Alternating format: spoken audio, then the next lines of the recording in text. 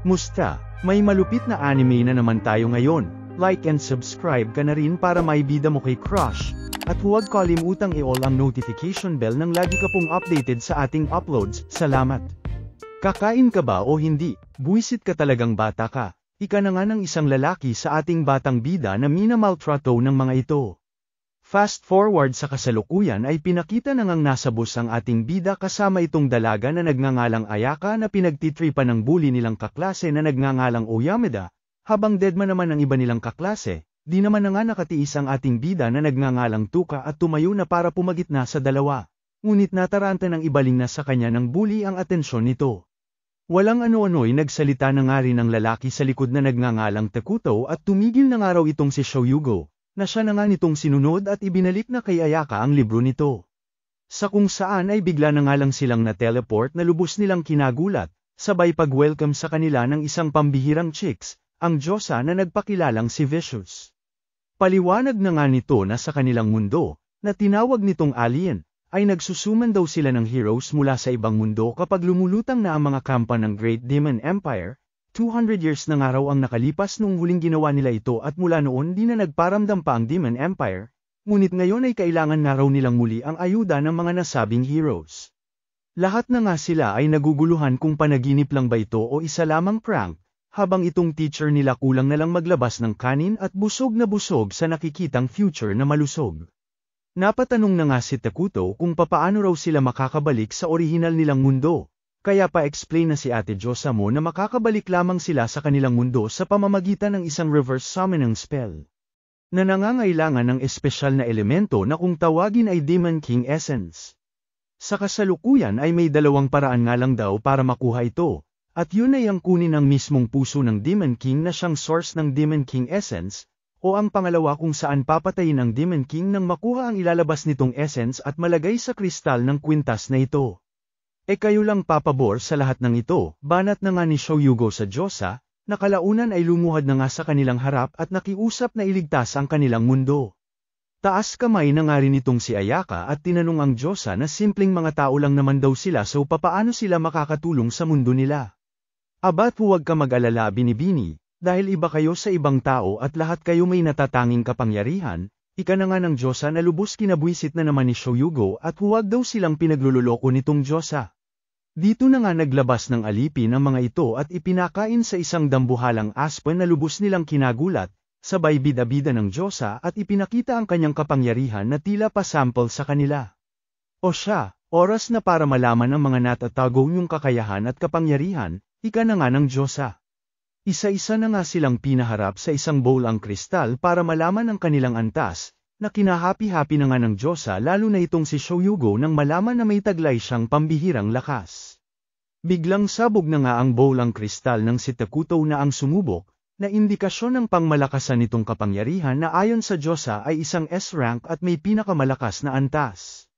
Maging si Ayaka ay pasiklab din at S-rank ang kinalabasan. Lubos kinatuwa na nga ito ng Diyosa dahil pambihira raw ang bilang ng nakukuha nilang S-rank sa isang single summoning lamang at tila ginawa na nga silang gacha game. Kalaunan ay ang bida na nga natin ang sumubok, at dito pinagtaka niya dahil sa kanya ang may pinakamahinang ilaw kumpara sa kanyang mga kaklase. Sabay tawag ng Diyosa sa susunod at di na pinapansin ng ating bida na tila hangin lamang, na ikinalungkot na nga ni Tuka at pati ba naman daw sa mundong ito ay itsapwera siya. Gulat na nga ang lahat maging ang Diyosa nang makita ang resulta ni Tomohiro, dahil katulad daw ng nakaraang Dark Hero ang resulta ng binata, na siyang naging pinakamalakas sa lahat. Kinangisi-ngisi na nga ito ni Tomohiro at dumating na nga raw ang oras niya, huwahahaha. Kalaunan ay tinuruan na sila ng Diyosa na buksan ang kanilang stats, at dito nakita ng ating bida ang pagkabababa niyang mga stats kaakibat ang skill na Inflict Status Ailments, na may kakayahang magpataw ng Paralyze, Sleep, at Poison.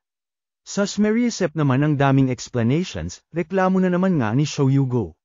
Binara naman ito ng kanilang teacher at makinig na nga lang daw ang pasaway, narumbat din sa teacher nila at manahimik daw ang hamak na D-class hero lang naman ang resulta.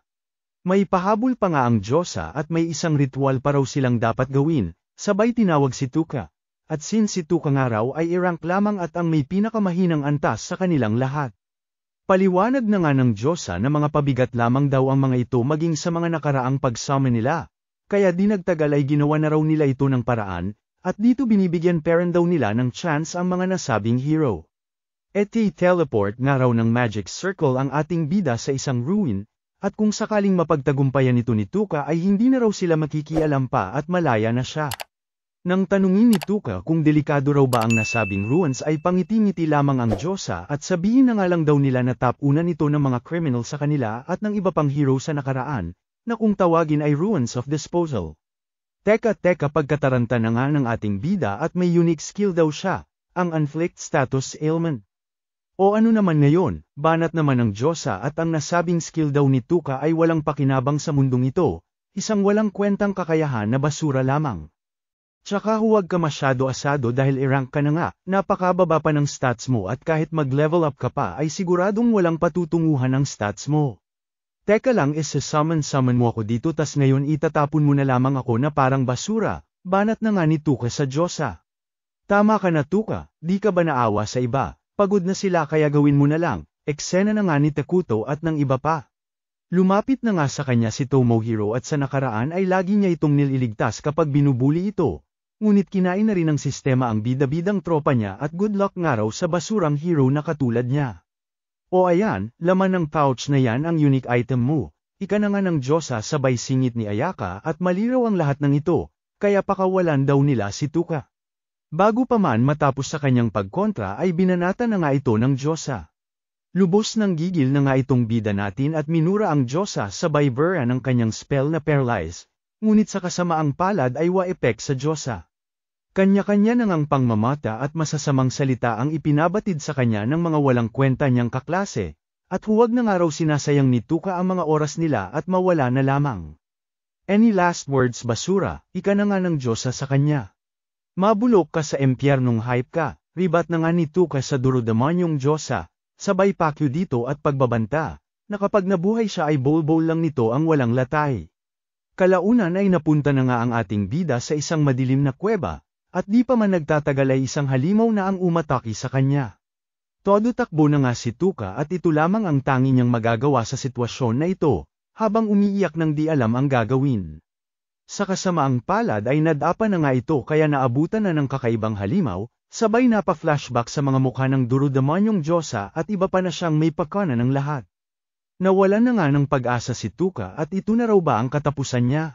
Hanggang sa taranta niya ay na-activate niya ang skill niya na paralyze, na sa gulat ni Tuka ay nagpatigil sa kalaban. Lubos na nga ang pagtataka ng ating bida habang tumatakbo at paanong gumana raw ang spell niya sa isang dambuhalang halimaw sa akala raw ba niya wala itong pakinabang sabi ng Diyosa, o baka swerte nga lang daw siya, di pa man nakakalayo si Tuka ay isang panibagong kalaban na naman ang kanyang nakasalubong, na lubos nagpayanig sa betlogs na naman ang binata at ayaw niya pangaraw mamatay.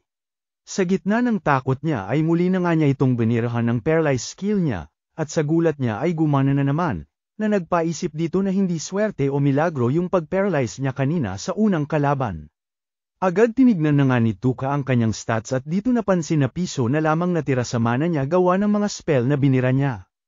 At para patunayan na hindi lang basta tsamba ang skill niya ay muling nagcast ng spell sa kalaban, ngunit sa pagkakataong ito ay poison naman, na siya nang dinaman ng kalaban. Ikinabahala na nga ng ating bida ang pagkaubos ng kanyang mana, at sa minalas-malas ni Tuka ay muli na namang nagpakita ang Minotaur kanina, na mukhang nakabawi na raw sa paralyze spell niya rito, di na nga malaman ni Tuka kung saan pa kukuha ng pag-asa sa sitwasyon niya ngayon. Ngunit kapag naiisip ang pagmumukha ng Diyosa pati na ng kanyang mga kaklase ay nabubuhayan ng dugo at pakyo nga raw sa lahat. At dito naghuhumindik ang puso na makasalba at ito na nga raw ang simula ng laban niya para mabuhay. Abat banatan mo na rin po ng like at subscribe ko mga idol, damay nyo na rin po TikTok at Facebook ko andyan link sa profile ko. At syempre bilang ganti sa mga solid supporters ng Recap Candy ay may pag-giveaway po ako ng 1K every month po ito. Comment, like, share, at syempre pinaka-importante subscribe ka lang po. Mas malaki chance ng active po sa comment section, hihi, salamat.